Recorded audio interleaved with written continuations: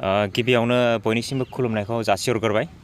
जोंहा जानो हागौ जोंनि बिटिआर ओनसोलनि साफ्रोमबो रायजो राजा बिथाङा एसेब्लाबो मिथिखाबाय जे फैगौ 5 डिसेम्बर खालि जोंहा चिरां जिल्ला बर' सिने आर्टिस्ट एस'सिएशननि 4थि बोसोरारि जथुम्मा मेल खुंनो थांगासिनो दङ। बे हाबाफारिनि थाखाय जोङो चिरां जिल्ला बर' सिने आर्टिस्ट एस'सिएशन हिसाबै खोब साखाफारा जोङो दिनै थागथियारि जानानै दंथारो।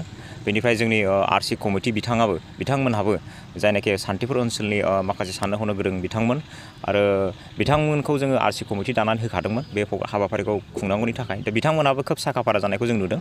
जोङो जिल्ला आफादाथ' खोब थागथियारि जाजोबखाबायानो।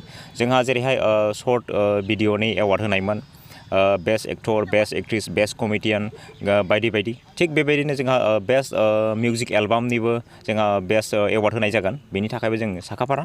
गुबुन फारसेथिं जोङो बे हाबाफारियावनो लोब्बा लाखिनानै जोंनि चिरां जिल्लानि सिङाव थानाय माखासे रेडिअ आर्टिस्टफोर दङ, जाय बिथांमोनखौ जोङो फेलिसिटेसन खालामनो थाखाय थागथियारि जादों। जों बेनि थाखायबो माखासे बिथांमोनखौहाय जोङो लिस्ट खालामखाबाय जोंनि हाबाफारियाव लाबोनो थाखाय। जों बिनि थाखायबो साखाफारा। गुबुन फारसेथिं जोङो बे हाबाफारियावनो लोब्बा लाखिनानै जेरैबायदि जोंनि जिल्लानि सिङाव थानाय आगुनि आर्टिस्टफोर जाय बिथांमोनखौ जों लाबोनो नागिरदों बिथांमोनाबो साखाफारा। दा गमामायै जोङो जाफुंसारनायनि लामायाव आगान होगासिनो दङ। दा जोंना पेन्डेल बानायनायफ्राबो सोलिगासिनो दङ।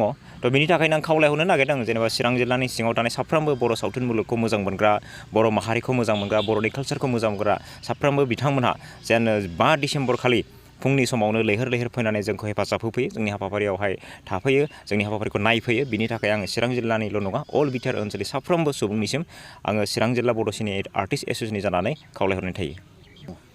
आच्चा, जोंना प्रग्रामाथ' फैयै जोंना फ्राय फैबायानो। 5 डिसेम्बराव जिथु जानो गोनां जोंनि चिरां बर' सिने आर्टिस्ट एस'सिएशननि मोनसे जिथु एनुवेल कनफारेन्स, स' बे कनफारेन्सखौ जों देग्लाय खुंफुंनो आखायाव लादोंमोन। स' बे दा बुंनो थाङोबा फाइनालि जासिगोनानो। स' बेनि थाखाय जोंनि डिस्ट्रिक्टनि साफ्रोम आर्टिस्टफोरजों लोगोसे गोबां जिथु बिबानाव बाहागो मोननाय स' बिथांमोनहाबो साखाफारा जानानै दंखासै आरो आसा खालामो जे जों बे प्रग्रामखौ मोजांनो माने खुंफुंलांनो हागोन। स' बे प्रग्राम खुंनायाव आङो जोंनि साफ्रोम रायजो राजा नोंथांमोनखौ खावलायहरगोन जे नोंथांमोना जाहाथे फैनानै जिथु जोंनि बे 5 डिसेम्बरनि जिथु कनफारेन्स प्रग्राम, स' बे प्रग्रामाव बयबो बाहागो लाफैयो आरो प्रग्रामखौ मोनसे मेहेरगोनां खालामफैयो। बे प्रग्रामा जोंना सान्थिपुरावनो, बाजार खाथियावनो।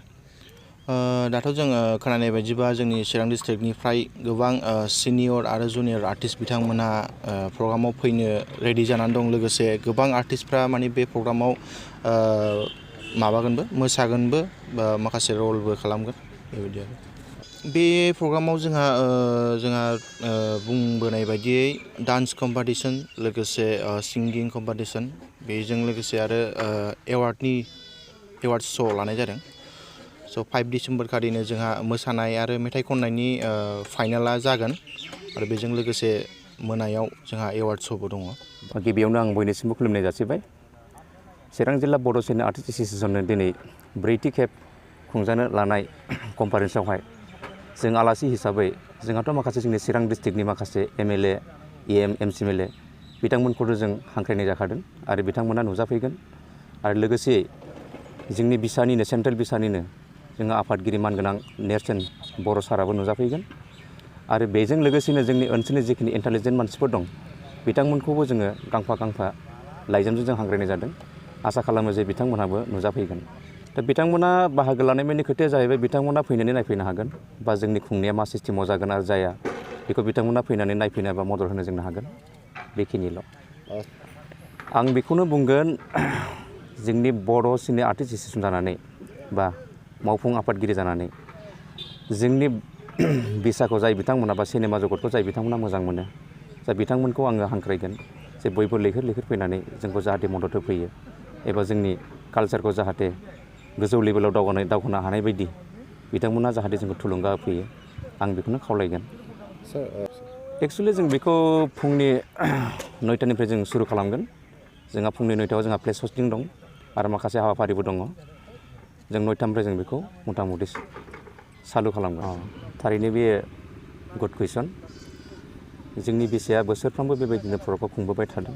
दा खुंबाय थानायाव जोंहा एसे एनै फाइनान्सियेलावहाय माने एसे उसुबिदा गोलैनाय हिसाबै जों माखासे जिखिनि अर्गेनाइजेसनफोर दङ जे बिथांमोननिफ्राय जों जेब्लायबो हांख्रायनाय जायो एबा बिनाय जायो जे बिथांमोना जोंनि बर' सावथुन मुलुगनि जिखिनि हांख्रायनाय बेखौ जाहाथे बिथांमोना मदद होनायनि थाखाय जिखि आफादनियानो जाया मानो जिखि संगठननियानो जाया मानो जोंखौ सापर्ट होनायनि थाखाय आंनि गोसो गोरबोनिफ्राय आं बिथांमोननो आंनि अननाय आरो सिबिनायखौ आं जासिहरबाय आरो फैबाय थानाय समाव जाहाथे बिथांमोना बर'नि कालसारखौ डेभेलप खालामनायाव जाहाथे बेबायदिनो मदद आरो सापर्ट होबाय थागोन होननानै आं आसा खालामो।